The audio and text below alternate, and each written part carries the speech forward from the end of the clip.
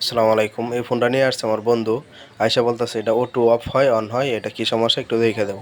তো আমি ফোনটা হাতে নিলাম। হাতে নিয়ে দেখলাম যে অটো রিসেট প্রবলেম। তো আমি এই ফোনটা এখন সুন্দর করে খুলতেছি, দেখতেই পারতেছেন। এটার কারণ অনেক জায়গা থেকেই অটো রিসেট প্রবলেমটা হয়।